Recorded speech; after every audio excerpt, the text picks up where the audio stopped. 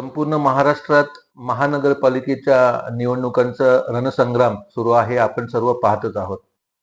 परवा मुंबईमध्ये दादर इथे शिवतीर्थ मैदानावरती ठाकरे बंधूंची शिवशक्ती सभा पार पडली. या सभेला अक्षरशः जनसमुदाय उसळला.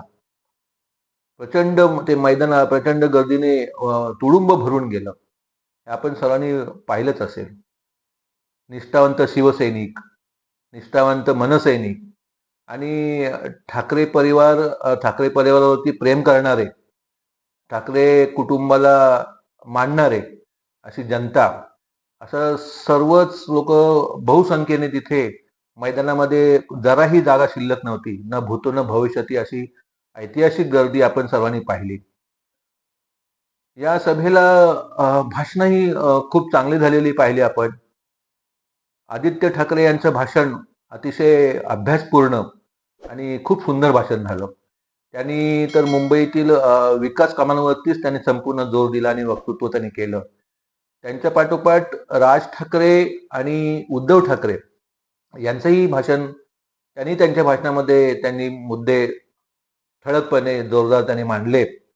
या संपूर्ण सभेमधील सर्वांच्या भाषणामध्ये संपूर्ण राज्याचं, संपूर्ण मुंबईचं लक्ष वेधलं असेल ते मनसे प्रमुख राज ठाकरे यांच्या भाषणाने.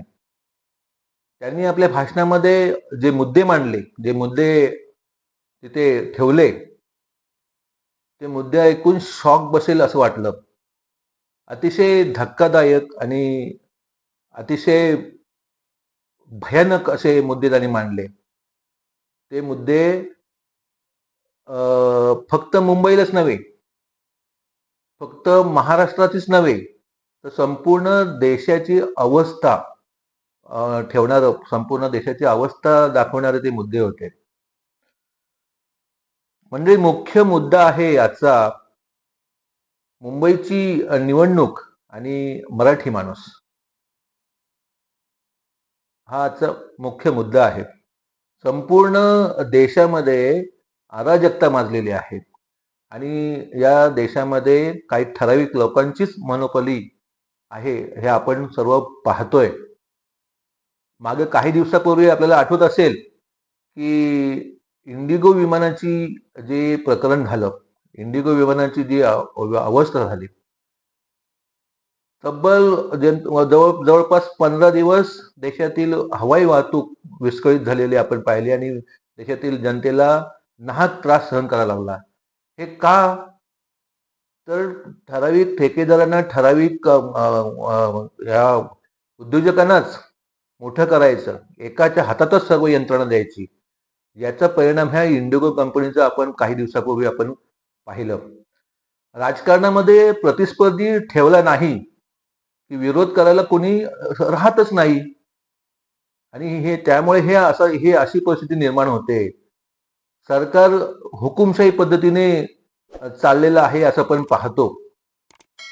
त्यातच राज्यातले मोठे उद्योग असतील, जमिनी असतील, मोक्याच्या ठिकाणच्या जमिनी असतील, या अशा म्हणजे हे सर्व अडाणी सारख्या किंवा मोठ्या उद्योगपतीला, ठेकेदाराला देऊन टाकायच्या, ही जी पद्धत चालू आहे. ह्या सगळ्या गोष्टीमध्ये संपूर्ण देश हा वेठीस धरला जातो.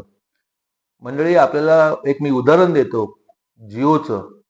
जिओ मोबाईल कंपनी आपण जर पाहिली तर जिओ मोबाईल कंपनी ही जर उद्या बंद पडली ना, तर जवळपास सर्व देशच थांबू शकतो. सर्व संपर्क बंद होऊ शकतात, व्यवहार बंद होऊ शकतात, सगळं बंद होऊ शकतात, सगळंच बंद होईल, सगळ्या व्यवहारावरती परिणाम होईल, सगळं ठप्प पडेल. म्हणजे या मोबाईल कंपनीने या क्षेत्रातील सगळ्या प्रतिस्पर्धी कंपन्यांना यांनी संपवून टाकलेला आहे. ह्या जिओ कंपनीने याआधी मार्केटमध्ये BSNL, MTNL, हच, Uninor, BPL, Docomo, Tata Indicom असेल, आयडिया असेल, एअरटेल असेल, वोडाफोन असेल, अशा कंपन्या, अशा अनेक कंपन्या अस्तित्वात होत्या. परंतु जिओ कंपनीचं हुकूम चालतो आणि ह्या सर्व प्रतिस्पर्धी कंपन्यांना या कंपनीने संपवून टाकलेलं आहे. त्याचबरोबर बघा, आपण आपण बारकाईने जर विचार केला तर बघा, विमान सेवा गेली, मोबाईल सेवा गेली, सिमेंट कंपन्या गेल्यात, बंदरे गेली, लाईट गेली, कोळसा खाणी गेल्यात, जंगले गेलीत, कोकणातल्या जमीनही विकल्या गेल्या, काही लाटल्या गेल्या, मेट्रो गेली. एवढंच काय, अहो रेल्वे पण चाललेले आहेत.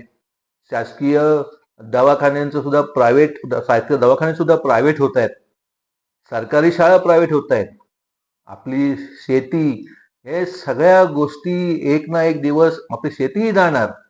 अशा अनेक गोष्टी आहेत ज्या आपल्याला हुकुमशाहीकडे नेतात.